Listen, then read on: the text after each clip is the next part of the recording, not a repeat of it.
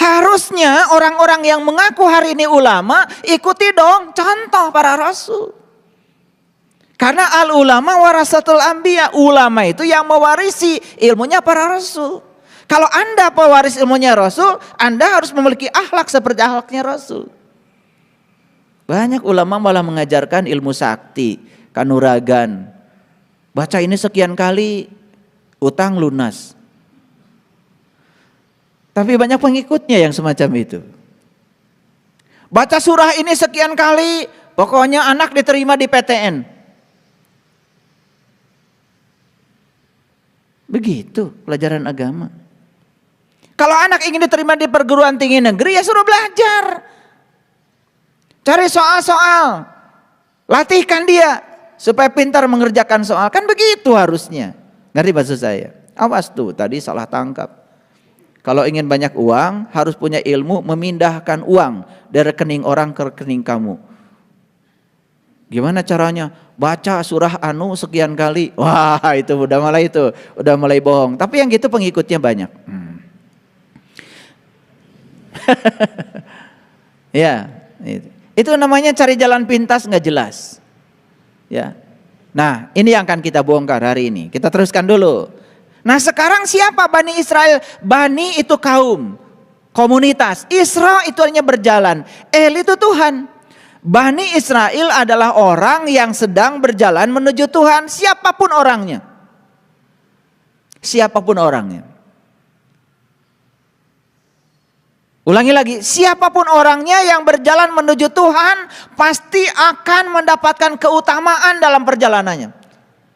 Akan mendapatkan berkah dalam perjalanannya. Itu janji Allah, siapa yang mengejar Allah, dia dapat dua, Allah dan dunia. Tapi siapa yang mengejar dunia, dia akan kehilangan dua-duanya. Nah, kembali lagi, Rasul ketemu Bani Israel. Konteksnya dulu, tentu saja para Rasul bertemu dengan orang-orang yang mencari Tuhan. Paham? Paham tidak?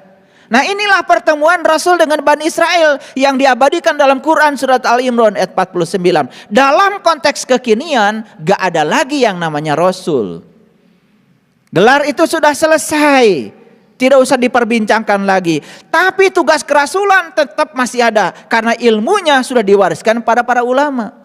Nah, dalam konteks kekinian adalah orang-orang yang mewarisi ilmu Rasul bertemu lagi dengan orang-orang yang mencari Tuhan. Paham ya? Jadi proses ini akan berlangsung terus, abadi. Jadi jangan kecil hati. Akan selalu ada orang di zamannya ya yang akan meneruskan tugas ini. Walaupun gelarnya selesai sampai Nabi Muhammad. Paham ya? Iya. Karena sekarang juga kan ya, kerja tidak perlu gelar. Kerja itu perlu keterampilan. Jadi gelar itu sudah tidak dibicarakan lagi. Yang dibicarakan itu Anda bisa apa? Anda keluarnya sarjana, S1, S2, S3. Tetapi begitu ditanya, bisa ini? Gak bisa. Bisa ini? Gak bisa. Ya sudah ya. Makan aja tuh kertas. Aneh sekarang ini ya. Orang ini seneng kertas semuanya. Duit kertas. Sertifikat kertas. Ijazah kertas. Itu belain kertas. Apa saja dilakukan. Itulah manusia. Sudah mau dibohongi kertas. Gitu gak kalian? Nah, itu. Kenapa? Gua gak beda maksudnya. Ya udah gak apa-apa. Alhamdulillah kalau enggak ya.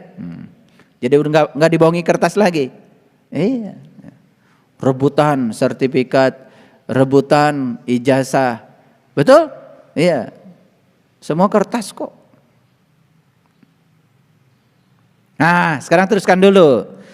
Wa rasulan ila Bani Israel inni qad ji'tukum bi ayatin min rabbikum. Perhatikan kata-kata saya. Inni qad ji'tukum bi ayatin min rabbikum. Rasul itu berkata kepada Bani Israel, orang yang dapat ilmu untuk dirinya dan boleh menyampaikan pada orang lain ini berkata kepada orang yang mencari Tuhan, Yang sedang melakukan perjalanan meniti ke dalam diri, apa yang dikatakan? Inni qad ji'tukum bi ayati mirabikum. Aku datang pada kalian tidak sembarangan. Aku datang kepada kalian ingin menunjukkan tanda-tanda Tuhanku kepada kalian. Ini jelas ayatnya. Jadi seorang ulama itu harusnya bisa menjawab pertanyaan para pengikutnya tentang ilmu tauhid yang paling utama. Makanya seorang ulama yang pewaris ilmunya Rasul harus bisa mengatakan, inni qad ji'tukum bi ayatin mirabikum. Aku datang kepada kalian karena aku bisa menunjukkan kepada kalian tanda-tanda Tuhan kalian. Keren gak kalau gitu? Harusnya begitu. Jangan cuma ngomong pedoman hidup saya Quran, sunnah, tapi isinya gak tahu. Kita kupas saja hari ini satu ayat ini supaya tuntas. Dan kalau kalian pernah mendengar saya mengupas ayat ini, gak apa-apa, hari ini berbeda konteksnya. Setiap saya membahas ayat yang sama di waktu yang berbeda, pasti aliran pengetahuannya berbeda. Walam yakul lahu kufuwan ahad. Spiritualitas itu tidak pernah sama. Spiritualitas itu warna-warni. Spiritualitas itu kaya.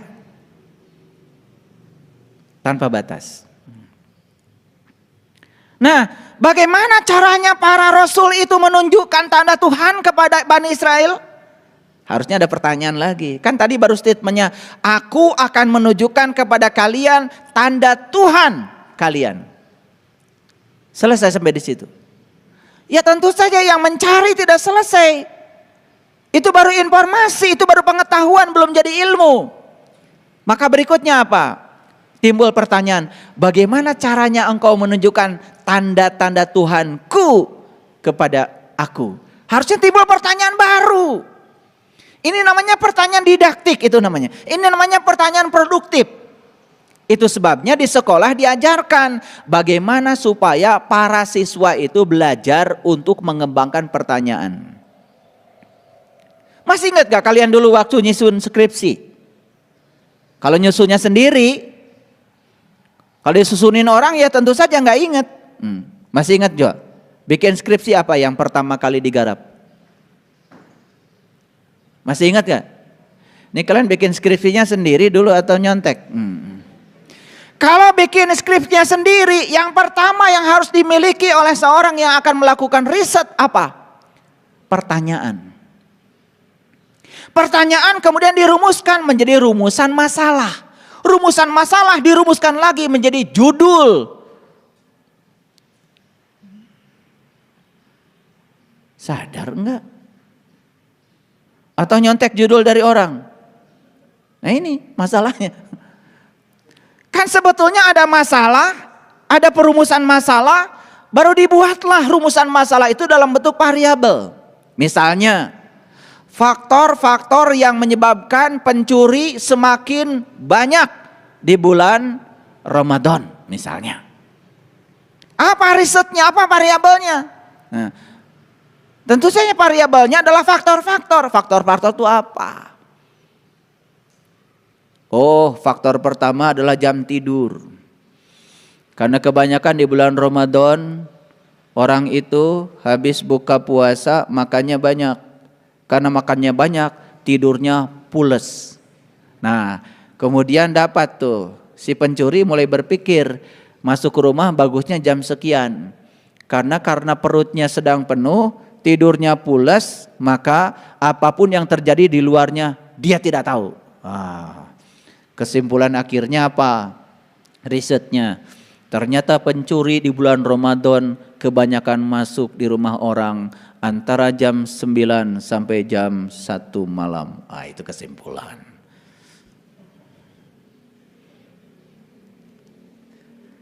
Nah kesimpulan itu harus menjawab pertanyaan. Makanya kalau saya nguji skripsi gampang saja. Mana pertanyaannya? Ini Pak. Mana kesimpulannya? Ini Pak. Coba jelaskan sama saya kalau kesimpulanmu menjawab pertanyaanmu. Gitu aja ujian sidang, gak usah repot-repot. 15 menit kelar. Gak bisa balik. Paling juga pertanyaan berikutnya, iya menangin saha.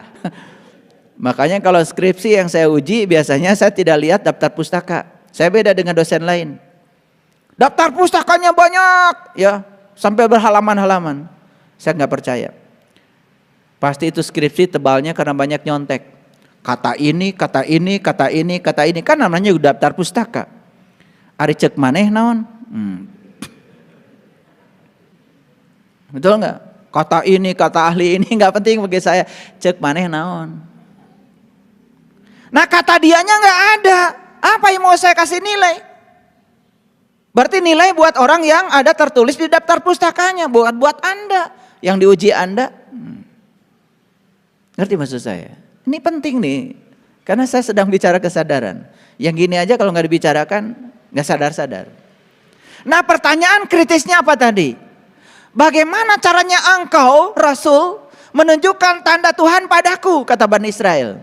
Dalam konteks kekinian tentu saja, bagaimana engkau ulama, para pewaris ilmunya Rasul, menunjukkan tanda Tuhan kepadaku. Gimana caranya? Nah, ini udah berpikir cara. Apa jawaban ulama di sini? Jawaban Rasul di sini. Inni akhluqu lakum minatin kaha'aitait toir. Apa katanya? Aku akan membuat kamu yang terbuat dari tanah berbentuk burung. Ini udah teknis nih. Ini ahluku lakum minatin. Aku akan membuat kamu yang terbuat dari tanah itu kahai aitit toir. Toir itu burung. Berbentuk burung. Fa'anfuhu fihi. Dan aku akan meniupnya. Fayakunu, fayakunu. Kan kalian sering ngomong kun fayakun. Kun fayakunu. Nah di sini ada kun fayakun. Dan begitu fayakunu toiran biiznillah. Dan jadilah kamu menjadi seekor burung dengan seizin Allah. Kan Nabi Muhammad juga mi'raj pakai burung. Namanya buruk. Betul nggak? Iya. Orang tua kita di Nusantara juga pakai burung namanya Garuda. Leluhur kita di tanah Jawa Barat pakai burung juga namanya manuk dadali. Keren. Ini bahasa Quran. Tetapi pasti kalian gak ngerti. Kalau yang belum mengalami, karena ini baru pengetahuan. Tapi lumayanlah, ada pengetahuan sedikit. Daripada baca terus wandai wanjuz tetapi tidak ada satupun yang membuat kalian bergetar. Makanya saya tidak bisa menjelaskan satu juz. Satu ayat aja ini gak akan cukup 5 jam kalau benar. Ini saya dibatasi oleh panitia hanya boleh ngomong 2 jam. Katanya kepanjangan itu juga. Keren gak dialog ini? Coba dialog ini. Rasul bertemu Bani Israel. Orang yang dapat ilmu untuk dirinya sendiri dan boleh menyampaikan pada orang lain. Bertemulah dengan sang pencari. Tentu saja dia ini sedang mencari ilmu. Ilmu yang dimiliki oleh Rasul. Kan gitu. Nah dalam konteks kekinian, mohon maaf, banyak sekali orang berani mendirikan pusat-pusat pendidikan agama. Tetapi tidak mengerti apa sesungguhnya esensi agama dan apa yang harus diajarkan kepada mereka. Pokoknya kalau sudah punya grup kesidahan, sudah cukup beragama.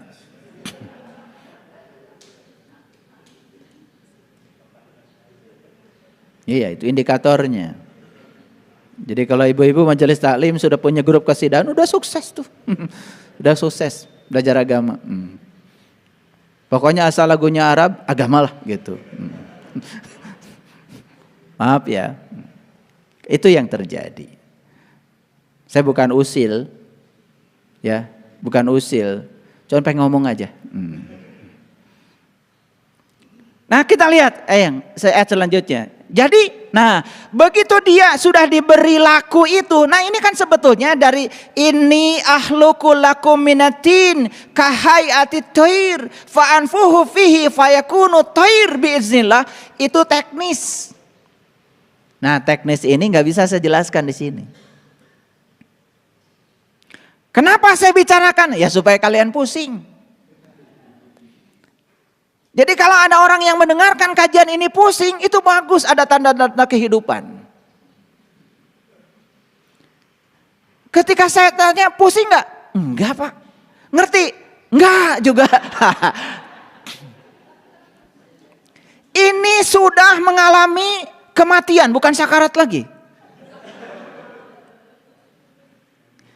Jadi kalau orang yang deket dengar ceramah saya begini agak pusing gitu, kemudian nanya, pengen tahu, ini sudah mulai akan bangkit dari kematiannya. Pusing enggak, ngerti apalagi. Ah ini. Yang lebih bahaya lagi, peduli pun tidak. Padahal yang dibahas ini ayat.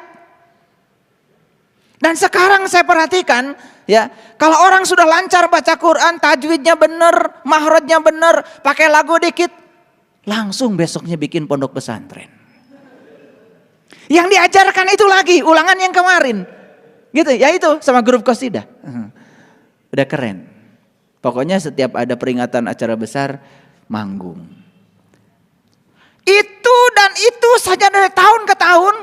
Ini Quran yang begitu dalam seperti ini gak pernah dibahas. Makanya saya jamin Quran sampai hari ini isinya masih perawan. Gak ada yang berani menyentuhnya. Yang disentuh cuma luarnya saja. Luarnya saja. Kulit luarnya saja. Dan yang lucu, mereka yang baru menyentuh kulit luarnya sudah menyatakan dirinya beragama. Sudah menyatakan dirinya orang beriman. Sudah menyatakan dirinya muslim. Lucu apa enggak? Lucu. Tapi enggak apa-apa. Kelucuan itu dibutuhkan. Maka saya kemarin ngasih kuliah pernikahan. Di kuliah pertama saya bilang, beruntung cinta itu buta. Kagetnya semua. Karena itu kan pemikiran kritis. Bayangkan kalau cinta itu melek dan bisa lihat. Banyak yang gak punya jodoh.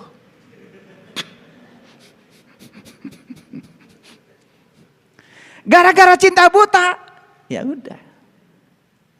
Banyak yang berani memutuskan mau menikah.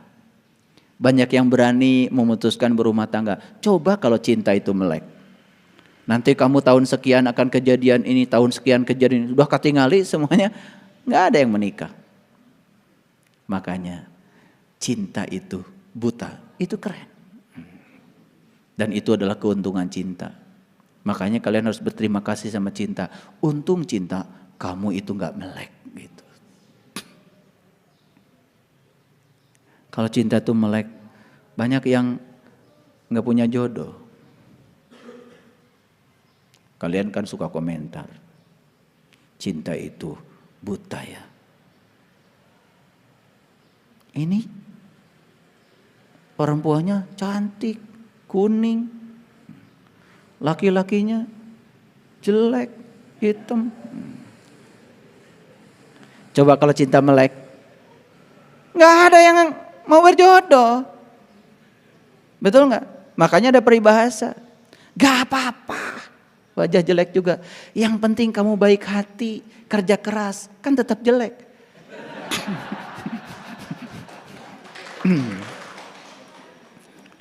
Itu peribahasa buatan saya. Jangan diikutin itu.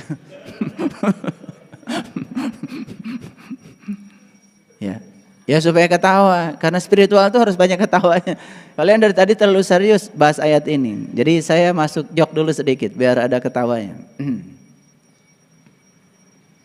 Ya. Makanya pekerjaan seberat apapun akan terasa ringan. Asal jangan dikerjakan.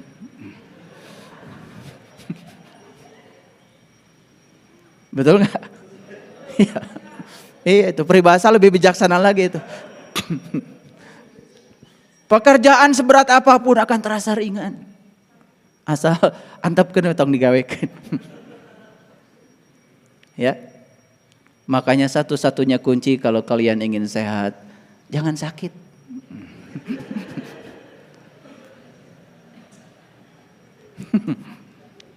Betul nggak? Iya, supaya ketawa. Karena ketawa itu mengeluarkan endorfin.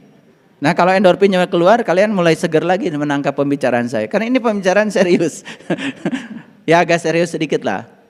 Ini pasti ayat ini sudah kalian lewat kan tiap Ramadan ya. Ya, saking one day one June sampai kalian gak tahu itu ada pesan yang luar biasa. Di Quran surat Al-Imran 49 ini. Ini kan dialog antara seorang guru sebetulnya dengan seorang murid. Murid yang ingin melakukan proses pencarian tentang jati dirinya. Ini keren sekali sebetulnya. Nah, baik kita lihat.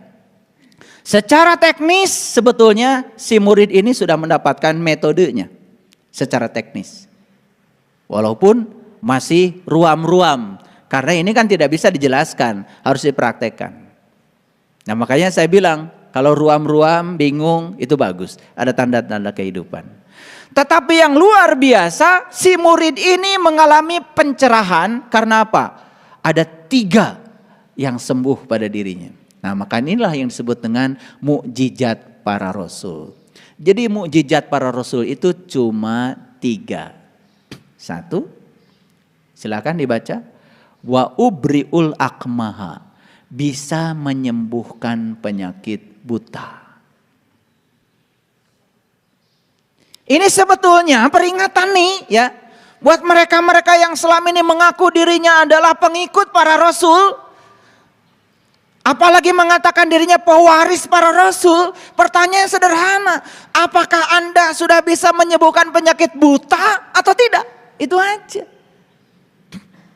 Mengaku itu boleh, tetapi indikatornya harus jelas. Karena di ayat ini jelas, salah satu kompetensi yang harus dimiliki oleh seorang rasul dalam melaksanakan tugasnya, mukjizat yang harus dimiliki adalah 1, bisa menyembuhkan penyakit buta.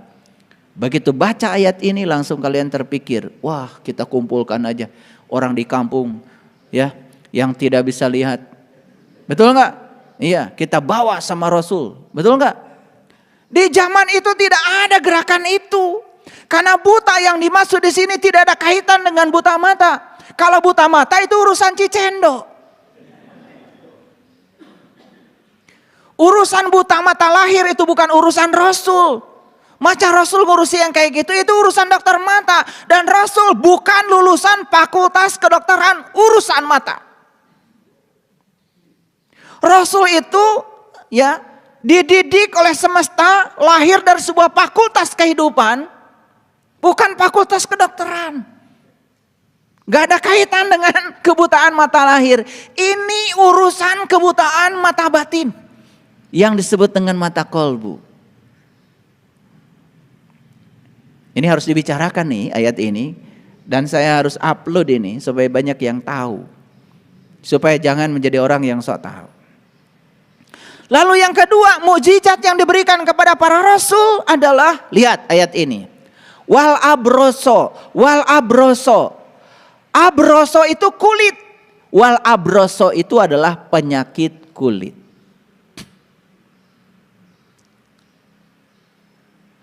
Sekarang sudah banyak sekali dokter spesialis kulit plus kelamin. Lulusan fakultas kedokteran. Lalu kalau penyakit kulit yang dimaksud di sini adalah bisul, kurap, kudis, panu, alergi. Rasul tidak pernah sekolah itu.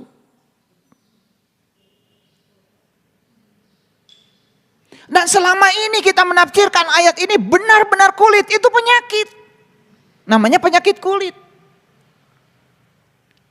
Rasul itu menyembuhkan penyakit kulit bukan itu. Ngerti sesuatu kulitnya saja, ngerti sesuatu luarnya saja disembuhkan oleh para rasul. Dan yang ketiga yang luar biasa apa? Ya. Wa uhyil mauta. Menyembuhkan orang, menghidupkan orang mati. Ini bahasanya luar biasa. Uhyil maut. Menghidupkan orang mati. Dan selama ini kita menganggap mukjizat itu adalah kelebihan yang disampaikan para rasul yang di luar kewajaran, yang disebut dengan menyembuhkan penyakit buta. Benar-benar orang buta jadi lihat lagi. Menyembuhkan penyakit kulit yang kurap, kudip, panu bisa sembuh. yang yang menghidupkan orang mati dihidupkan lagi, melawan Tuhan dong Rasul. Orang udah dimatikan sama Tuhan, dihidupkan lagi sama dia. Itu yang dimaksud. Ini perlu semuanya dengar. Satu, menyembuhkan penyakit buta adalah kebutaan rohani. Dua, menyembuhkan penyakit kulit adalah ngerti sesuatu kulitnya saja. Dan yang ketiga, menghidupkan orang mati, bukan yang udah mati dihidupkan lagi. Ini cerita yang mati kesadaran. Ini hierarki para sahabat. Pertanyaan saya balik dulu sekarang. Ini deduktif metodenya. Perhatikan saya. Tahu robot? Robot. Ada robot yang jadi pelayan di restoran. Ada robot yang bikin sayap pesawat. Ada yang robot bikin mobil. Ada yang robot bikin sepeda motor. Sibuk gak robot? Sibuk gak robot? Sibuk. Tapi sadar gak robot? Enggak. Nah, ayo definisikan. Jadi robot itu sibuk tapi gak sadar. Ulangi, biar gampang ngajinya. Apa robot? Sibuk tapi gak sadar. Ulangi lagi. Apa robot? Sibuk tapi gak sadar. Tuh. Kalian sibuk gak? Sadar? Biar gampang ngajinya ya. Makanya saya menggunakan pendekatan deduktif. Dibahas nomor 3 dulu. Harusnya dibahas nomor 1 dulu. Menyembuhkan penyakit buta, baru kulit, baru menghidupkan orang mati. Nah sekarang saya balik. Supaya sadar kita ini sekarang hidup apa mati. Pertanyaan saya yang kedua. Robot hidup apa mati? Robot hidup apa mati? Ya mati. Pertanyaan berikutnya, robot punya kesadaran apa tidak? Itu. Dia itu mati, tidak punya kesadaran, kerjanya mekanistis, rutin. Nih robot nih, mindahkan kopi dari sini ke sana, ngambil, pindah, ngambil, pindah. Nggak bisa mindahkan kopi ke sini. Nggak bisa, hanya bisa memindahkan dari sini ke sini. Sangat mekanistik dan rigid. Sangat mekanistik dan kaku maksudnya. Kalau nggak ngerti rigid, kalian ngahulang tadi saya bilang rigid. Ketinggian ini kuliahnya. Kaku lah gitu. Ya, itulah robot. Maaf, sekarang kita tarik ke dalam kehidupan kita. Subuh sholat, duhur sholat, asar sholat, maghrib sholat, isya sholat, mau tidur sholat witir. Hanya menjalankan mekanistik tanpa kesadaran. Saha eta teh. Ngaku. Ngaku. Hidup apa mati? Nah sekarang ini saya cuma khawatir aja. Kalian itu sibuk tetapi tidak punya kesadaran. Sibuk tetapi gak nyadar gitu loh. Robot gak itu? Nah, loh.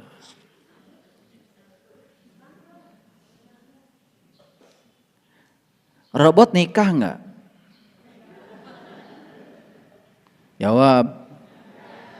Pada nikah. Enak aja. Robot pada punya anak gak? Gimana?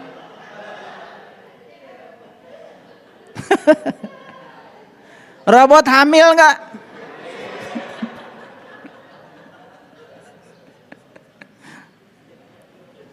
Gimana? Kalian tuh kalau ngejawab gak konsisten. Tadi saya tanya yang sibuk tetapi gak sadar siapa? Robot. Siapa robot? Nah itu robot. Itu. Robot suka ngaji nggak? Robot bisa nyanyi nggak? Robot bisa baca kitab suci nggak? Nah loh.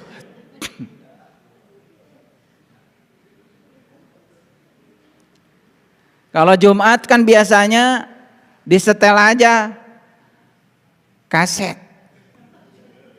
Ngaji. Habis nyetel pergi. Yang nyetelnya. Itu yang nyanyi siapa? Yang ngaji siapa? Robot. Sadar nggak? Nggak sadar.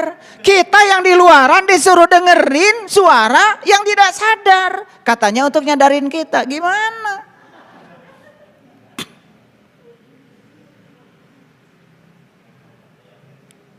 Jadi tadi saya tanya, robot nikah nggak? Nikah. Tapi yang namanya robot kalau ditanya, buat apa sih pernikahan? Nggak ngerti. Karena bagi dia nikah itu yang penting makan, kawin, punya anak, berantem, udah rutin tuh. Dasar robot. Berantem aja rutin. Lah kan rutin, robot itu mekanistik, betul nggak? Nah, sekarang ini banyak sekali manusia yang melakukan sesuatu tuh persis robot tanpa kesadaran. Sekarang mohon maaf ya, ini jujur saya tanya pada kalian yang ada di sini. Kalian kan suka sholat. Pernah tanya nggak, sholat itu apa? Tujuannya untuk apa? Betul nggak? Gimana caranya? Gitu. Kalau kalian cuma sholat dan mekanistik, hanya melaksanakan itu saja, ngikutin kebanyakan orang, terus apa bedanya dengan robot? Sepanjang kalian tidak sadar dengan sholat kalian. Harusnya sadar dong. Coba, kepada siapa jatuhnya perintah sholat pertama kali? Ini saya nanya dulu nih. Ini yang ditanya bukan robot tentu saja, kan robot nggak bisa jawab. Ini saya anggap saja kalian ini berkesadaran. Coba saya tanya nih. Ini baru dianggap ya. Baru dianggap. Kalau bisa jawab ya berarti anggapan saya salah. Ya. Saya anggap kalian ini udah sadar. Saya tanya, kepada siapa perintah sholat pertama kali diberikan? Pada siapa? Nabi Ibrahim, tuh kan? Mulai keliru. Salat itu pertama kali diperintahkan oleh Allah di Quran surat Toha ayat 1 sampai 14, baca nanti. Diperintahkan pertama kali kepada Nabi Musa. Nah sekarang Musa itu sebelum diperintahkan salat diapain dulu sama Allah? Itu ada cerita di Quran surat Toha, ceritanya begini. Telah sampaikah kepadamu kisah tentang Musa? Ayat 9. Yaitu ketika Musa melihat api. Bahkan di ayat lain dikatakan Musa melihat apinya di lereng gunung. Lalu Musa berkata, tinggallah kamu di sini, aku melihat api. Semoga aku mendapatkan petunjuk dari api itu.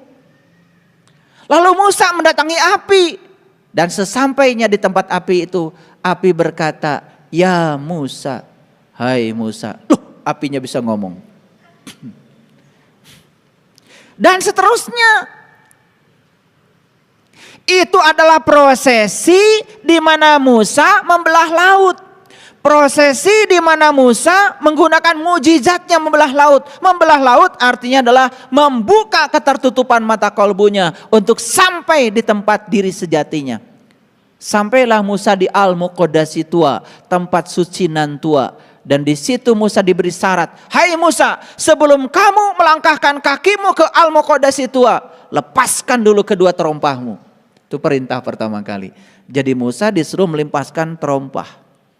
Terompah itu kiri kanan. Kiri kanan tuh benar salah. Kiri kanan tuh baik buruk.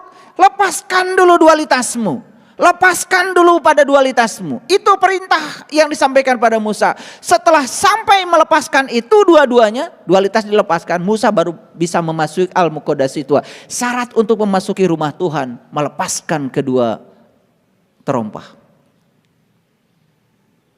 Jadi sholat itu di mana? Sholat itu di Baitullah. Sholat itu di rumahnya Allah. Sholat itu menyatu dengan Allah. Dan untuk menyatu dengan Allah, syaratnya satu, lepaskan dulu kedua terompahmu.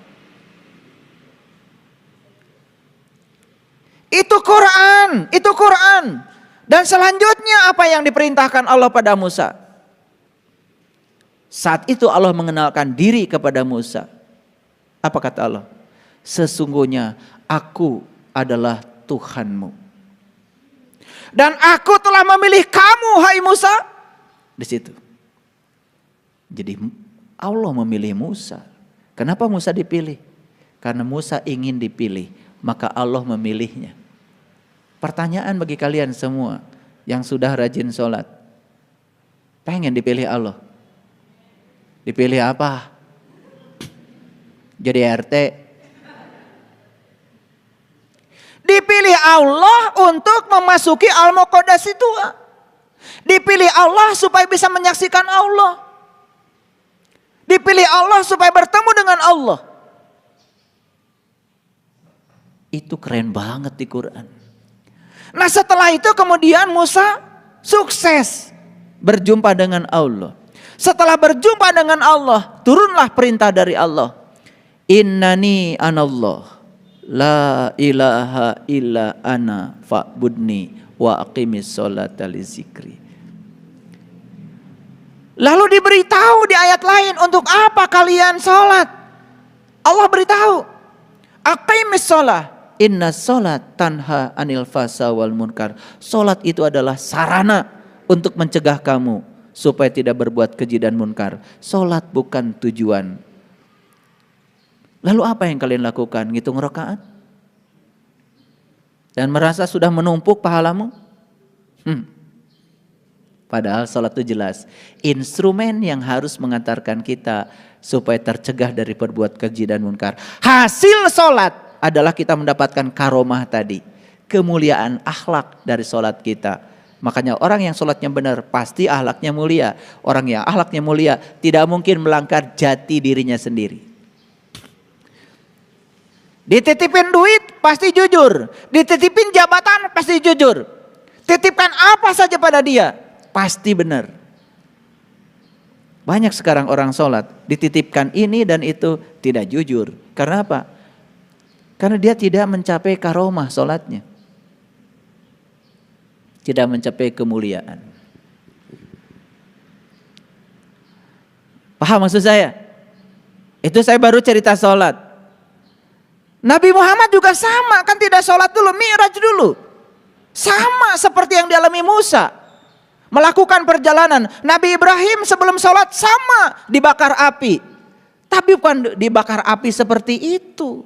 Dibakar api cinta, dibakar cahaya di atas cahaya. Nabi Yunus sebelum sholat sama ditelan ikan dulu. Mati sak jerening urip. Meniti ke dalam diri dulu. Semua Nabi dan Rasul juga sama. Sebelum melakukan itu, melakukan prosesi meniti ke dalam diri, menemukan jati dirinya. Itulah yang keren. Kalau sholat di tingkat ini, di tingkat kesadaran seperti ini, jelas bukan sholatnya robot lagi. Sholatnya memiliki rasa, air mata keluar, kesadaran meningkat.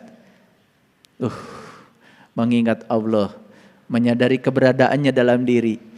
Allah bersamaku, tetapi selama ini aku tidak merasakan kehadirannya. Sepanjang sholat tidak pernah lepas dari Allah. Menangis air mata mengucur karena apa? Merasakan penyatuan dengan Allah. Merasakan kehadiran Allah dalam dirinya. Merasakan dia memenuhi seluruh ruang kosong dalam dirinya. Aqimis sholata li zikri. Di tingkat kesadaran yang semacam itu, sholat akan berbuah. Apa buahnya? Tanha anil fahsa wal munkar. Kita akan terbebas dari perbuatan keji dan munkar. Gitu. Nah, jadi sebetulnya tugasnya Rasul yang pertama nih dibalik, yaitu apa tadi? Menghidupkan orang mati. Yang sholatnya mati jadi hidup. Yang sholatnya mekanistik jadi tidak. Yang sholatnya cuma rutin jadi memiliki kepuasan. Nah inilah tugasnya Rasul.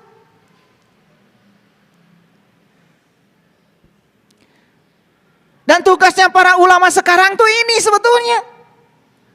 Sampai Imam Al-Ghazali membuat kitab namanya Ihya Ulumuddin. Karena saat itu belum melihat agama sudah mati. Agama sudah mati. Maka beliau membuat kitab itu untuk menghidupkan kembali agama agar hidup. Makanya beliau disebut seorang mujadid, seorang pembaharu. Beliau tidak mengajarkan rutinitas. Beliau mengajarkan pola pikir yang cerdas. Ayo, ini loh esensinya sholat. Saya tanya tadi, apakah robot nikah? Nikah. Apa yang dilakukan oleh robot ini setelah nikah? Tadi jadwalnya udah tahu kan? Makan, kerja, pulang ke rumah, marah-marah, kawin, tidur, marah-marah lagi. Makan lagi, kerja lagi, pulang ke rumah, marah-marah lagi. Rutin, robot ini kalau marah rutin, ada jadwalnya. Iya, coba bikin robot yang marah. Marah itu jamnya udah jelas. Gitu. Dan seterusnya begitu. Tapi ketika ditanya, apa sih tujuan pernikahan? Enggak sadar. Tidak sadar kalau pasangan kita berbeda. Robot tuh. Tidak sadar kalau cara berpikir pasangan kita berbeda. Robot tuh. Kalau yang sadar, dia tahu. Ya Allah, kenapa saya dipasangkan dengan si A, bukan dengan si B? Ada pertanyaan kalau yang bukan robot nih. Saya pasti dipasangkan dengan si A, ada tujuanmu ya Allah. Tolong beritahu ya Allah, tujuan dipasangkan saya dengan si A itu apa? Untuk apa? Apa kepentingannya? Datanglah jawaban dari Allah. Aku pasangkan kamu dengan dia. Supaya kamu saling melengkapi. Supaya kamu belajar menerima dan menghargai perbedaan. Maka aku tidak pernah memasangkan kamu dengan yang sama. Aku pasangkan kamu dengan yang berbeda segalanya. Berbeda hobinya, berbeda cara berpikirnya, berbeda adat istiadatnya, dibesarkan di lingkungan keluarga yang berbeda, dari tempat yang berbeda. Sampai John Gray menulis, men are from Mars, women are from Venus. Laki-laki dan perempuan itu kalau dipelajari lebih dalam, memiliki sifat yang timbal balik. Laki-laki seakan-akan berasal dari planet Mars, dan perempuan berasal dari planet Venus. Digambarkan berasal dari planet yang berbeda, jelas berbeda secara fisiologi, secara psikologi. Apa yang kalian lakukan selama ini? Kalian ingin selalu sama. Apa yang kalian pikirkan, pasanganmu harus memikirkan yang sama. Apa yang kalian inginkan harus diikuti oleh pasanganmu. Apa yang terjadi? Nikah tidak berbasis cinta, hanya berbasis kemelekatan. Cinta itu saling memberi sayap, bukan saling mengikat. Apa yang terjadi dengan pernikahan? Saling memberi rantai, saling membatasi. Dulu sebelum menikah, membayangkan keindahan pernikahan. Setelah nikah, membayangkan keindahan perpisahan. Itu yang terjadi. Itulah yang terjadi pada robot. Selamat ya, robot. Ini robot berani nikah. Sekarang mohon maaf, kita bikin riset. Kumpulkan semua orang yang sudah menikah dan bikin kuesioner. Apa tujuan pernikahan? Paling jawabannya sakinah, mawadah, warohmah. Begitu ditanya apa sakinah? Nggak ngerti. Apa mawadah? Nggak ngerti. Apalagi warohmah? Nggak ngerti. Karena apa? Karena pada saat nikah dia dengar. Ada orang yang bilang semoga, bukan semoga lagi mudah-mudahan. Mudah-mudahan pernikahannya sakinah, mawadah, warohmah. Itu aja yang terucap. Bahkan kalian ketik berulang-ulang di WA. Dasar robot ngetik aja berulang-ulang. Robot itu ya, kalau dengar ada orang meninggal, langsung otomatis innalillahi wa inna ilaihi rajiun. Robot. Gak ada yang baru. Gak ada yang baru. Langsung berikutnya turut berduka cita. Robot. Karena orang lain pun nulis gitu, ngetik yang sama. Dikiranya innalillahi wa inna ilaihi rajiun buat orang mati. Dasar robot. Innalillahi wa inna ilaihi rajiun bukan orang yang mati. Innalillahi wa inna ilaihi rajiun itu adalah peringatan dari Allah buat kalian yang hidup supaya bisa mati, bukan buat orang mati. Makanya tolong ya, perhatikan saya. Kalau saya mendapatkan berita duka dari kalian, apa keluarga kalian meninggal? Saya nggak pernah nulis innalillahi. Dan mungkin kalian menganggap saya beda. Iya, karena saya bukan robot. Saya beda dong, ya. Kalau kalian kan biasa ngetik atau copas dari tetangga sebelah. Iya. Coba perhatikan ya, kalau robot itu tiap lebaran ngucapkan lebaran, tahun kemarin dan sekarang sama. Jangan dikira loh saya punya data tentang kalian. Nih kalian yang suka ngucapin lebaran ke saya tuh, Selamat Idul Fitri, saya baca yang tahun kemarin dengan yang tahun ini sama. Jadi gak ada yang baru dari kalian. Dasarnya robot, lebaran aja gitu-gitu aja. Ini apa maksudnya? Saya sedang berbicara tentang kematian yang dianggap kehidupan. Makanya Rasulullah mengatakan, ya Rasulullah, apakah manusia di semesta ini pada hidup? Rasul mengatakan, kebanyakan mereka itu adalah mati. Tetapi mereka tidak sadar dengan kematian. Makanya saya buka sedikit-sedikit supaya ngerti. Betul nggak? Iya. Nanti ada topik-topik khusus tentang pernikahan. Saya tidak bicara itu. Ini cuma cerita robot nikah. Bukan cerita pernikahan. Apakah robot hamil? Hamil. Robot itu bisa hamil. Coba tanya robot, kenapa kamu hamil? Saya diundang syukuran hamil. Ini ulah murid-murid saya. Saya tanya, kenapa kamu hamil? Oh, karena Allah sudah percaya. Kalau saya sudah dewasa, cek saha.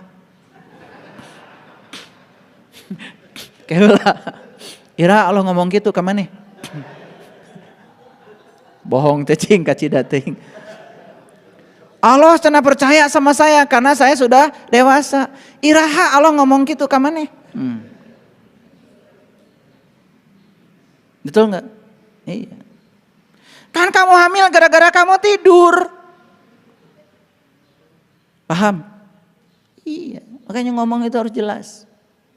Manusia boleh berencana, tetapi titik-titik yang menentukan. Isi coba titik-titiknya apa? Allah, dasar robot. Saldo.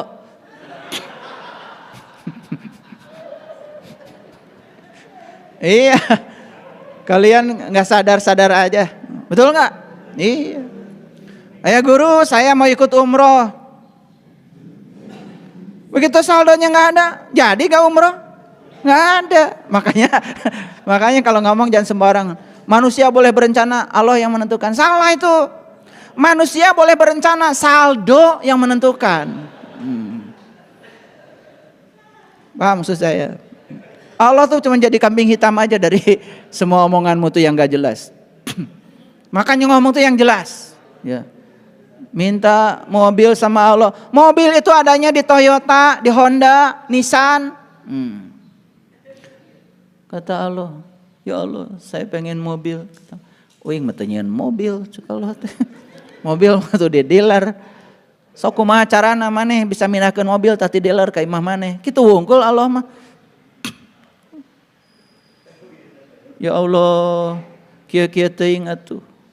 Artos teu gaduh. Ya? Paparin artos tuh Allah. Kalau teu salah alamat maneh teh. Minta duit ke kami. Duit mah buatan peruri, urang teu yang duit cek Allah. Saya sudah menitipkan aset terbesar pada kamu, dirimu. Saya sudah memberikan sumber daya terbesar padamu, akalmu, otakmu, penglihatanmu, pendengaranmu, dan waktu yang sama buat semua orang. Itu sumber daya yang luar biasa. Kalau kamu tidak punya duit, bukan takdir. Itu salah belajar agama. Tos ditulis di Lauh Mahfud. Cek saha. Mau punya Allah gitu. Si A rezekinya 1 miliar, si B 2 miliar.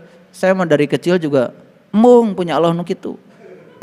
Saya pengen punya Allah yang sama dan adil. Memberikan kesempatan yang sama buat semua orang, sama bahagianya, sama rezekinya. Gitu. Dan Allah sudah membuka ruang yang sama buat kita. Hati-hati tuh. Kalian bilang, kunaon maneh teu boga duit? Takdir. Tos diserat di Lauh Mahfud senda abdi mah bagian teu boga duit. Manya Allah gitu.